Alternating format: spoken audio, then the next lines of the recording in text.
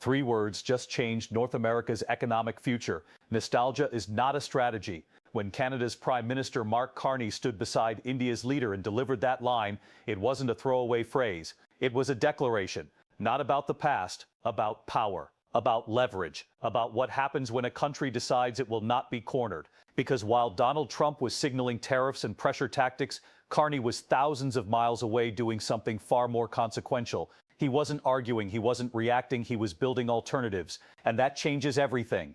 Let's be clear about the context. Washington floated the idea that Canada's market access could be squeezed, that tariffs could extract concessions, that Ottawa would eventually fold because the United States is simply too large to challenge. But instead of entering a shouting match, Canada rewired the board. In a single day, Carney stood next to Narendra Modi and unveiled multi-billion-dollar commitments. Not symbolic memorandums, not vague pledges, contracts, long-term energy agreements, strategic resource partnerships, real money, real leverage. At the center of it all was a $2.6 billion uranium supply agreement involving Cameco, a deal designed to support India's nuclear energy expansion for years to come. That is not a press release. That is positioning. Energy is influence. Uranium is influence. Critical minerals are influence. And when a country becomes indispensable in those sectors, it doesn't beg for access. It becomes the access point. While Washington debated tariffs, Ottawa locked in generational contracts. That contrast matters because tariffs create friction. Long-term supply agreements create dependency. And dependency in geopolitics is power. Carney didn't frame this as retaliation. He framed it as ambition. He described the relationship with India not as a reset, but as an acceleration. According to his own remarks, engagement between the two governments in the last year has exceeded the previous 2 decades combined. Think about that scale of change. Foreign ministers meeting repeatedly, provincial leaders engaged, energy partnerships deepening, mineral cooperation expanding, LNG channels opening. This isn't diplomacy as usual. This is strategic diversification under pressure. And then came the economic punchline. In front of Indian CEOs, Carney made a direct comparison. Canada's effective business tax rate on new investment is half the G7 average, 4.5 percentage points lower than the United States. That was not accidental wording. That was a targeted signal to capital. If you are a global investor deciding where to deploy billions in manufacturing, mining, clean energy, or advanced processing, certainty and cost structure matter more than rhetoric. Lower tax on investment, streamlined approvals, predictable project timelines. Carney promised that major projects could receive full approvals within 2 years across federal and provincial levels. In heavy industry, that is lightning speed, time is money. Bureaucratic delay kills capital flows, certainty attracts them. He paired that with another claim. Canada holds the strongest balance sheet in the G7. Now, whether critics agree with that framing is another debate. But the message was intentional. Fiscal capacity, stability, rule of law, free trade access to 51 nations covering roughly 1.5 billion people. That's not defensive language, that's a pitch deck for global capital. And here's where the strategy becomes clear. If the United States leans into protectionism, Canada leans into openness.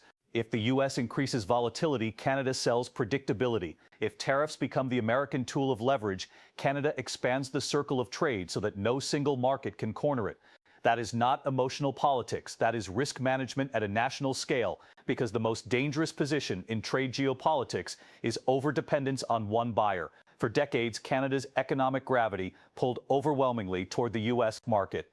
That relationship is deep, integrated, and still critical. But when tariff threats enter the conversation, even as negotiation tactics, they introduce uncertainty. Markets hate uncertainty. Investors price it immediately. So what do you do if you're Ottawa? You don't argue on television. You sign contracts elsewhere. You increase optionality. You widen the map. And that's exactly what unfolded. Beyond India, Canada has strengthened access to European markets under expanded EU agreements. Engagement with Gulf states like the UAE and Qatar has intensified around energy and infrastructure cooperation. Talks with Australia and Japan are next in line. This is not about replacing the United States.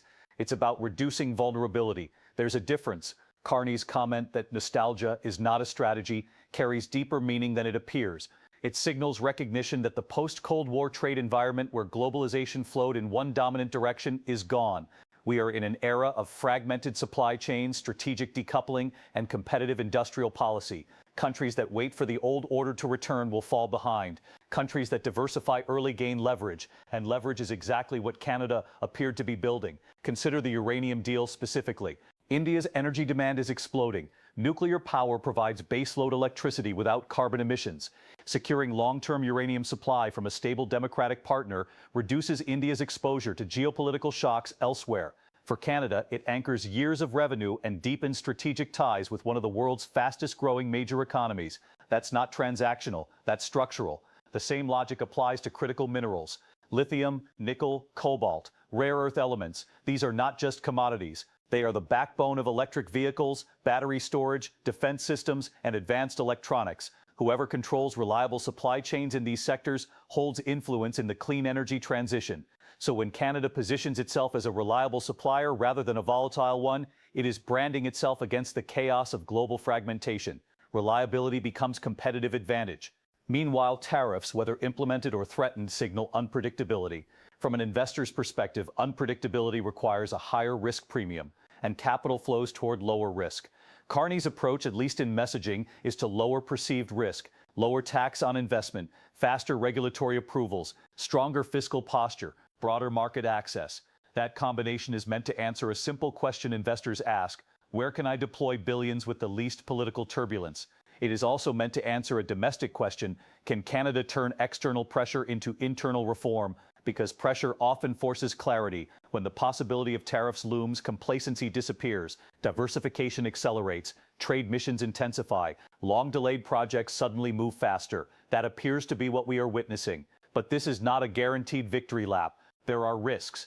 Deepening ties with India comes with geopolitical balancing acts. Managing relationships with China, the EU, Gulf states, and traditional Western allies requires careful calibration. Domestic politics can complicate major projects, especially in energy and mining sectors. Execution matters more than announcements. Carney himself emphasized that point. Agreements are important, but implementation is decisive. That may be the most revealing statement of all, because markets will judge results, not speeches. Will those two-year approval timelines hold? Will regulatory reforms withstand political shifts? Will investment actually flow at the scale promised? Those are open questions, but in terms of narrative control, Canada shifted from defense to offense. Instead of framing the conversation around American pressure, it reframed around global expansion. Instead of asking how to respond to tariffs, it asked how to multiply trade corridors. Instead of nostalgia for old trade dynamics, it presented a forward-looking strategy anchored in energy, minerals, and market access.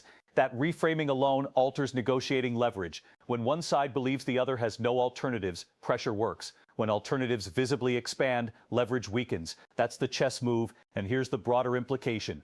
We are entering a period where middle powers countries not as large as the US or China, but deeply integrated into global supply chains, must constantly hedge. They cannot afford ideological rigidity. They must build overlapping networks. Canada's recent moves suggest an awareness of that reality. Expand EU access, strengthen Indo-Pacific ties, engage Gulf capital, maintain North American integration, spread risk across multiple axes. It is portfolio management applied to geopolitics. The ultimate test, however, lies ahead, because diversification takes time. Trade flows do not rewire overnight. Infrastructure must be built, mines must be permitted, ports must expand, contracts must be honored, and domestic consensus must hold. If execution matches ambition, Canada could emerge more resilient than before. If execution falters, critics will argue that announcements outpace delivery. So has Canada successfully turned tariff pressure into opportunity? The early signals point toward strategic adaptation rather than reactive politics.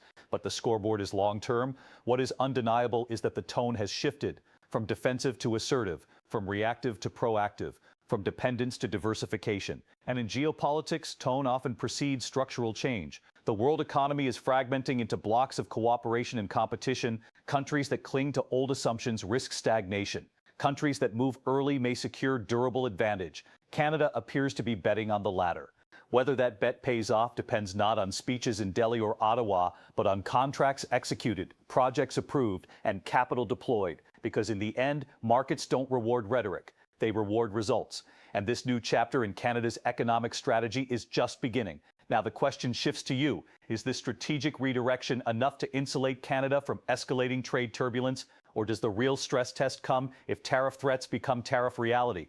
The geopolitical chessboard is moving fast, and the next moves may define the next decade.